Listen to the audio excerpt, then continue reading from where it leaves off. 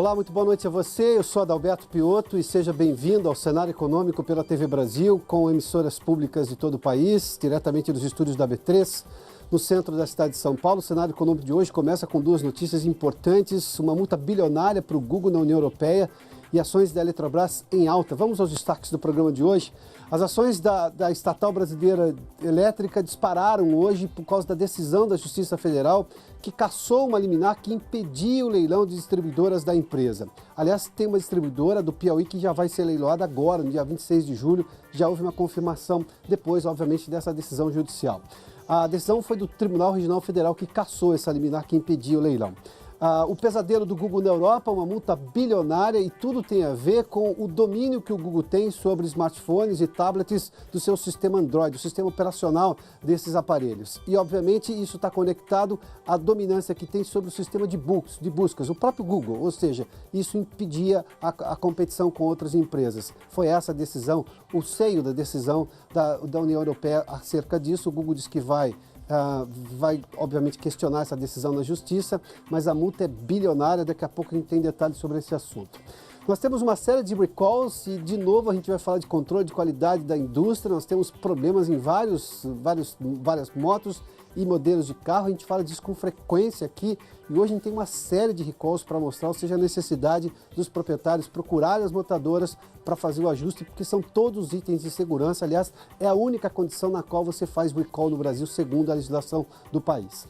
Por fim, a gente conversa com o Adão Morelato sobre o custo do dólar para os importadores. Tem importador de azeite, importador de vinho, ou seja, a gente tem visto aí uma oscilação do dólar importante este ano, subiu mais de 20% nos primeiros 6 meses, agora no acumulado é um pouquinho menos que isso, mas mesmo assim isso tem um impacto muito grande, porque obviamente o Brasil tem, em vários aspectos, uma economia aberta e importa coisas do mundo todo.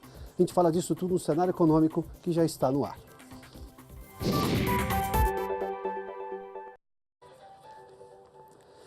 Uma nova reviravolta no leilão da privatização de várias distribuidoras da Eletrobras. O leilão estava suspenso por uma decisão liminar da Justiça. Agora o Tribunal Federal da Segunda Região suspendeu os efeitos dessa liminar que impedia o leilão, portanto o leilão vai acontecer. Inclusive tem um leilão marcado já da Central de Distribuição do Piauí para o dia 26 de julho. O Maurício de Almeida acompanhou toda essa história e tem mais detalhes no Rio de Janeiro. Maurício, boa noite. Olá, Piotto, boa noite. Na semana passada, a 19ª Vara Federal da Justiça, aqui no Rio de Janeiro, acolheu o pedido feito pela Associação de Empregados da Eletrobras e concedeu uma liminar suspendendo o leilão de 6 distribuidoras de energia que ficam nas regiões norte e nordeste do país. Mas a Advocacia Geral da União recorreu e agora o presidente do Tribunal Regional Federal da Segunda Região, que engloba o Rio e o Espírito Santo, decidiu favoravelmente ao governo federal. Ele derrubou a liminar da primeira instância e permitiu agora a realização do leilão. Segundo a Advocacia Geral da União, esse leilão é fundamental devido à grave crise financeira das 6 distribuidoras, o que poderia colocar em risco o fornecimento de energia para diversos estados do norte e do nordeste do país. Os números do governo apontam que só no ano passado essas 6 distribuidoras tiveram um prejuízo de 4 bilhões e 500 milhões de reais. A Advocacia Geral da União argumentou ainda que o Tribunal de Contas da União já deu um parecer favorável, indicando que a venda das distribuidoras não vai colocar em risco nenhuma regra da União. Com isso, o desembargador, presidente do Tribunal Regional Federal, autorizou o leilão e caberá agora ao BNDES tocar a venda dessas 6 distribuidoras, que ficam nos seguintes estados: Amazonas, Rondônia, Roraima, Acre, Alagoas e Piauí. Piotto. Muito obrigado, Maurício. Bom, a distribuidora que já tem um leilão marcado para agora, dia 26 de julho, segundo o BNDES, que confirmou o leilão depois dessa decisão judicial, é exatamente a operadora, a empresa que atende o Piauí. Vai acontecer no dia 26 de julho.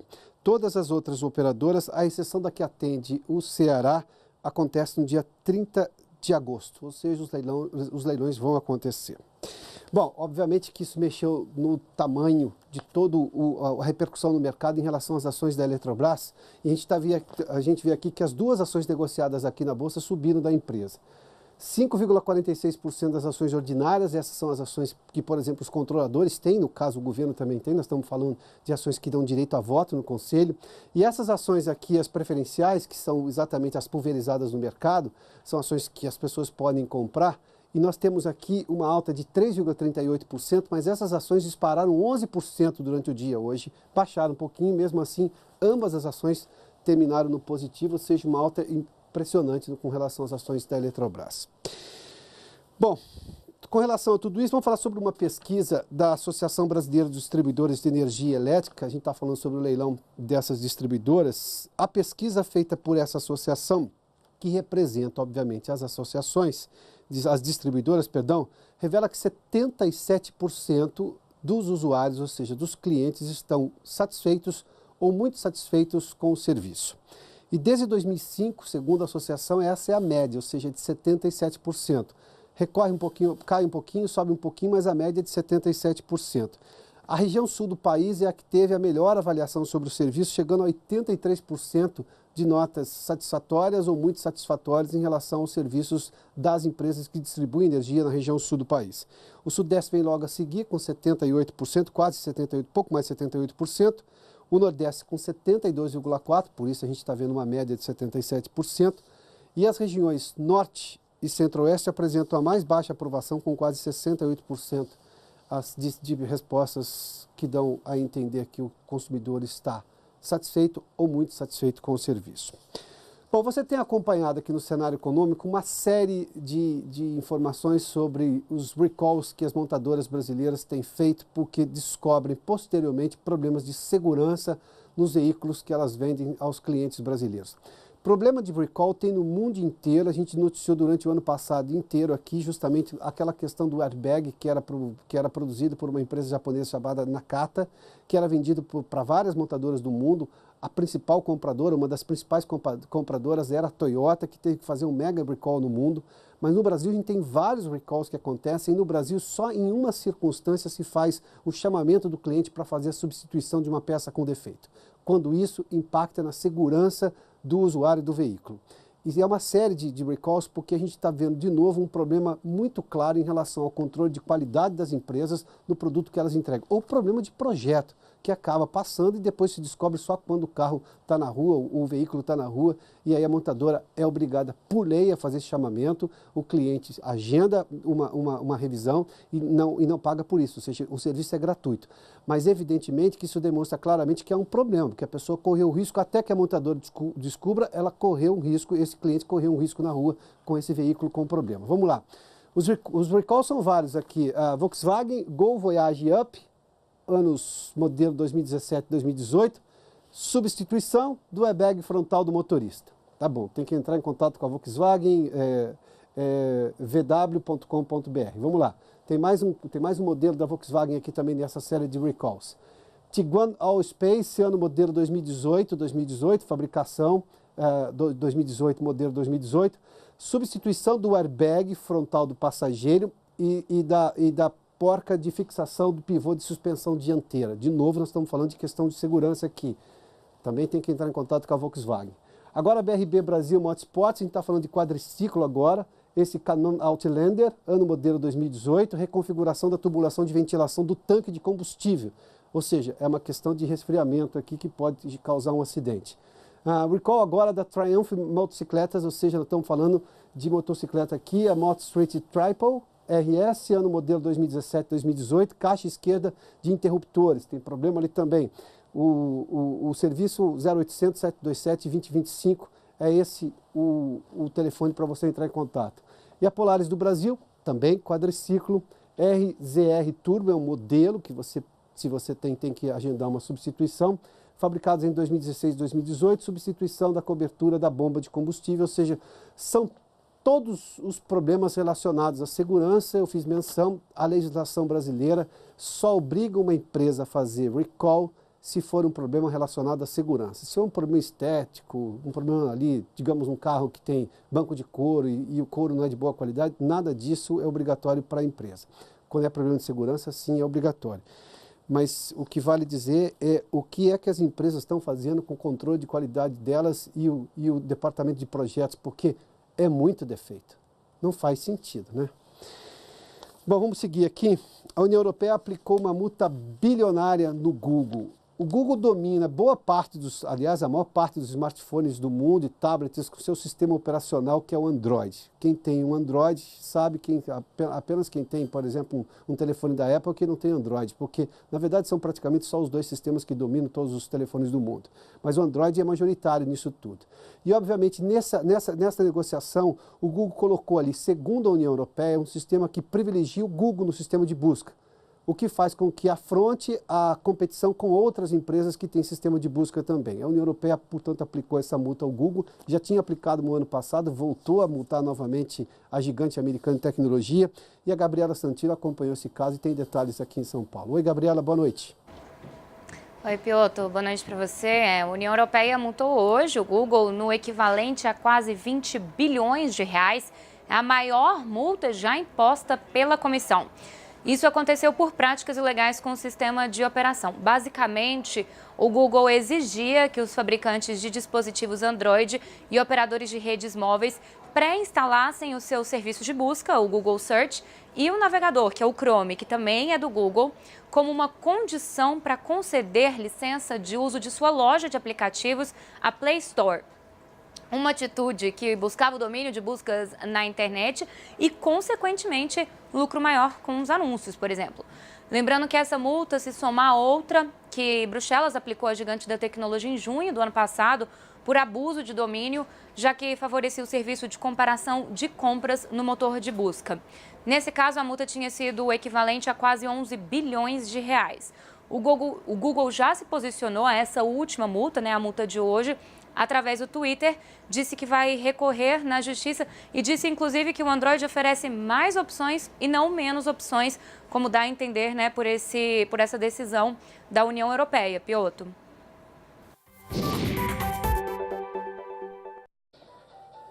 A União Europeia tem posições regulatórias das mais severas do mundo e, obviamente, quando percebe que uma empresa tem um poder maior sobre as outras e que isso afeta a competição, em várias áreas a União Europeia toma posições exatamente duras como essa em relação ao Google, que, como disse Gabi, vai agora questionar na justiça, mas a multa é bilionária e isso chama atenção porque já houve aplicação de uma multa bilionária também no ano passado, ou seja, somam-se os valores são bilionários em relação à posição do Google com relação a essa dominância que tem do Android e dos sistemas de busca. Bom, vamos falar sobre o mercado, vamos ver como é que fechou o mercado hoje aqui. Está aqui, olha, o Bovespa com queda depois de vários dias de alta, né? Está aqui uma queda de quase 1% a 77.362 pontos. Só para lembrar, ontem tinha passado os 78 mil pontos. Os bancos puxaram as ações para baixo aqui. Os bancos têm peso muito importante no que compõe o Ibovespa. As ações da Petrobras tiveram uma baixa também, que também tem peso no Ibovespa. As ações preferenciais caíram 1,37% hoje. E boa parte da explicação é porque nos últimos dias a gente viu um posicionamento do petróleo de queda. Hoje a gente teve aqui uma recuperação do tipo Brent e tipo WTI, mas alta de 2% no petróleo negociado em Londres e 2% de alta no petróleo negociado em Nova York. Vamos dar uma olhadinha no dólar comercial. Isso aqui chama atenção porque tem tido valorização desde o começo do ano, é tema da nossa entrevista de daqui a pouco. Hoje uma leve oscilação negativa, uma pequena baixa de 0,12% a R$ 3,74, mas no ano a valorização do dólar frente ao real é de 16%, praticamente 16%, ou seja, até hoje, calculado até hoje. Era um pouco mais, quase 20%, em torno de 20% até o final do mês de junho, no primeiro semestre, quando o dólar teve aqueles movimentos de alta que chamavam a atenção. Em um ano a moeda já se valorizou 21,84%. Vamos fazer só uma menção. O dólar tem se valorizado frente às moedas do mundo inteiro. Isso não acontece só no Brasil. O que acontece só com o Brasil é o tamanho da valorização.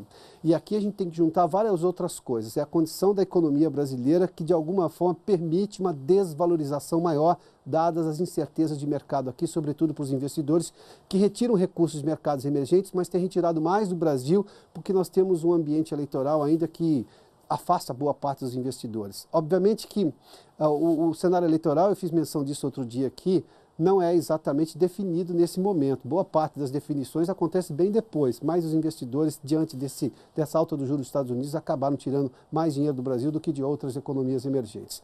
Olha, esse aqui é um gráfico, na verdade, uma série de informações do dólar, do fechamento no último dia de cada mês. Em janeiro era 3,18, só para você ter uma ideia. Em fevereiro, 3,24 é um movimento de alta, março 3,30, até aqui nós estamos falando de altas pequenas, de 3,18 para 3,30 em 3 meses, nós estamos falando do quê? Nós estamos falando de 12 centavos, né? Mas se a gente olhar depois de abril, já foi para 3,50, subiu 20 centavos. Em maio, 3,73, 23 centavos de alta, de um mês para o outro.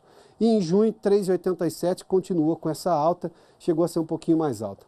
Isso tudo interfere na vida de quem? De quem importa coisas para o Brasil, ou seja, independentemente da área. A gente vai falar sobre isso, porque tem duas coisas que estão na mesa do brasileiro cada vez mais, vinhos importados. O Brasil é um grande importador, é um dos grandes países do mundo que tem vinho do mundo inteiro.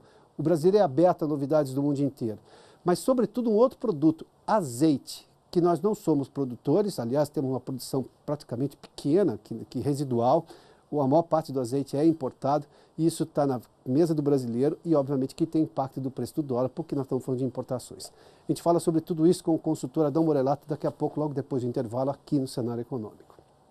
Já de volta com o Cenário Econômico aqui pela TV Brasil para falar do impacto do dólar na vida de quem importa mercadorias para o Brasil. Isso acontece em várias áreas, aliás, dia desses eu fiz menção aqui no Cenário Econômico que as pessoas, normalmente parte dos jornalistas de programas econômicos, quando há uma alta do dólar, faz relação com viagens ao exterior. É quase infantil essa redução do assunto. Porque o dólar afeta o pãozinho, porque afeta o preço do trigo, afeta o ônibus, porque afeta o preço do combustível, que afeta a gasolina, que afeta a vida de quem tem carro. Afeta preços e custos, por exemplo, de quem passa por planos de saúde, porque isso influencia nos custos médicos hospitalares. Mas a gente vai falar só de 2 assuntos hoje aqui, até porque Adão Morelato está conosco e é especialista na área de alimentação e bebidas. Adão, cresceu a importação de vinhos estrangeiros no Brasil, de vinhos importados, é isso? Sim, em 2017 tivemos um crescimento de 32% sobre 2016, foi uma recuperação bastante interessante, e nesse semestre também estamos crescendo em torno de 18%, isso em valor. Agora, cresce em valor mesmo com esse valor do dólar mais alto, ou aí a gente está falando de quem conseguiu fazer hedge cambial, ou seja, proteção cambial com o dólar mais baixo lá atrás? Ou seja, alguém tinha uma proteção em dólar e comprou com o dólar mais baixo? Porque esse valor de dólar é quase impeditivo, não é? Sim, sim. A proteção, na verdade, você vai encontrar somente nos grandes players, nas grandes empresas que têm um prazo de pagamento ao exterior muito mais dilatado. Normalmente esse uma mercado... rede de supermercado, por exemplo. Supermercados, e-commerce, né, que tem um prazo muito mais alongado e pelo volume também que negociam lá fora, ou as grandes importadoras.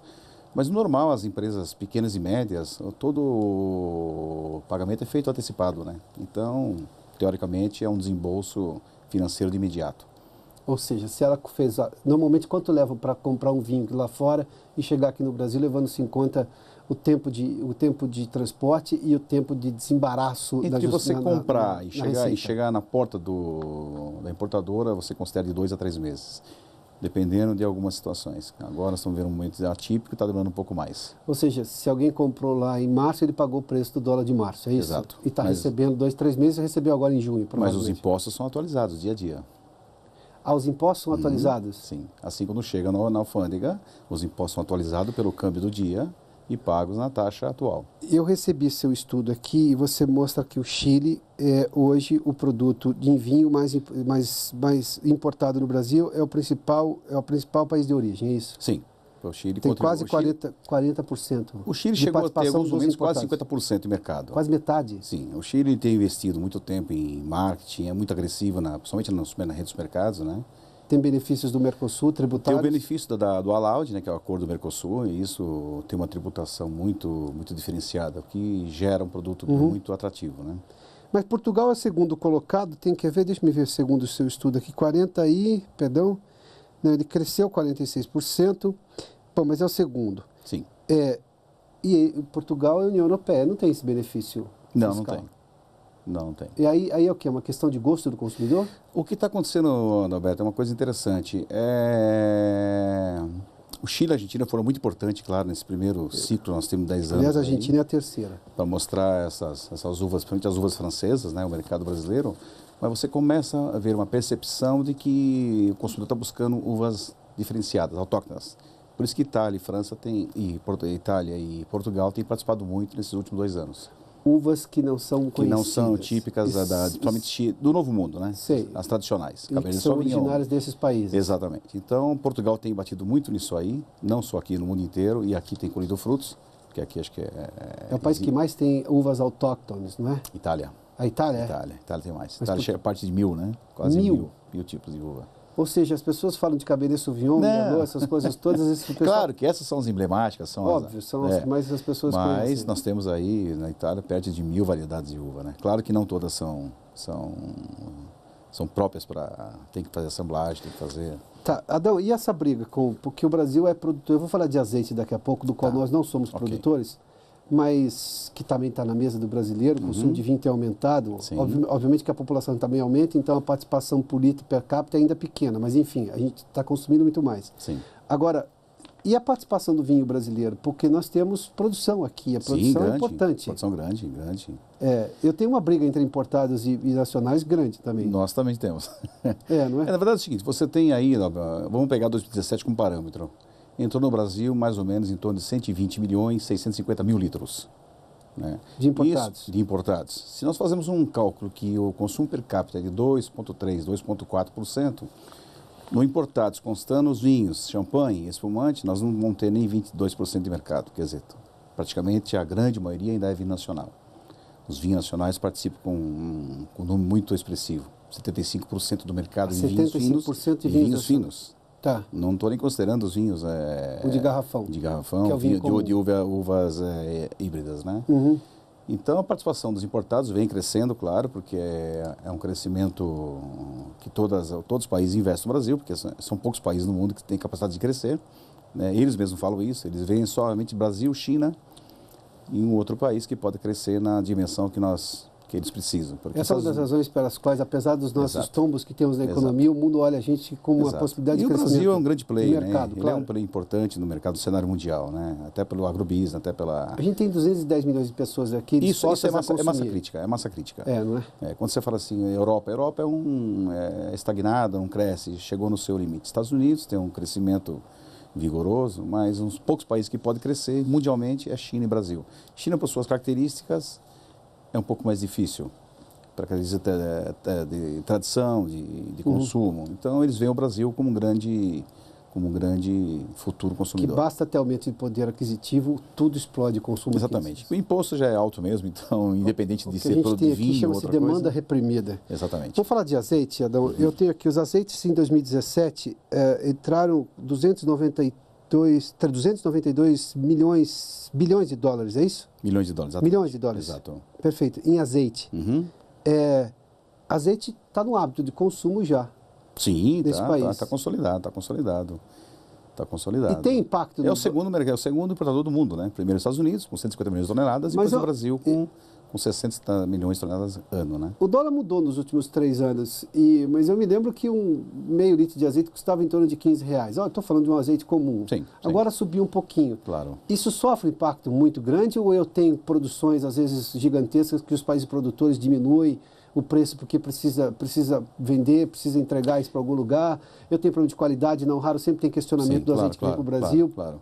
Como é que funciona esse mercado de azeite? O azeite, por ser um produto que o apelo é muito grande comercial dentro dos mercados, que é o grande vendedor desse produto, ele trabalha com margens muito apertadas. Né? Com o vinho você tem uma margem muito mais folgada, muito mais, você tem mais fôlego. Tá. No azeite não, as margens são bem apertadas. Então, na verdade, o que os mercados fazem, como eles importam direto, eles tiram já a cadeia do importador, eliminam uma perna da operação logística. Elimina o custo de uma. E com isso eles conseguem ter uma demanda, quer dizer, eles se adequam ao dólar, colocam produtos mais atrativos. E como tem uma massa de produtos, eles conseguem atuar de maneira muito mais... Mas na sua maior parte o azeite que vem para o Brasil é de qualidade, é o que se consome nos países produtores? Eu estou falando em qualidade mínima. Sim, são mesmo. Na verdade, o que se permite no Brasil, na verdade, é fazer aqui um invase. Né? E nesse invase, aí realmente há dúvidas. Né? É onde normalmente tem problemas. Exatamente. O que vem de fora tem que estar dentro dos parâmetros, porque hoje a legislação brasileira é muito rígida. Até não só de azeite como vinho. A nossa legislação é uma das mais rígidas do mundo. E o produto ele é feito análise laboratorial antes de entrar para o consumidor e ele tem que estar de acordo com o que está informando toda a sua análise técnica. Quer dizer, uma maneira do consumidor se proteger da qualidade do azeite é se esse azeite foi engarrafado fora do país, no país de origem. Exatamente. Ser envasado pode aqui, também ter, pode, mas é muito com a atual legislação hoje é quase que muito difícil. O crivo do Ministério da Agricultura é muito sério nisso aí. Tanto para vinho como azeite. Bom, isso é um lado positivo, do Sim, ponto de vista sim. de proteger a sanidade do produto. A origem. Agora, é claro, agora a qualidade você vai ter igual vinho, você vai ter... Claro, aí a gente entra na questão do gosto. Né? Então, falou só da questão da sanidade. Você vai ter um universo muito, muito grande, né? Então, tem os gourmets e tem os tradicionais, né? Adão, obrigado pela gentileza da entrevista. Muito obrigado. É isso. Bom trabalho com esse dólar lá, 3,80, viu? Estamos crescendo, né? Isso que é importante. Obrigado. Adão Morelato conversou conosco aqui no Cenário Econômico. Obrigado pela sua companhia, pela audiência. Boa noite a você. Amanhã a gente está de volta. Até lá.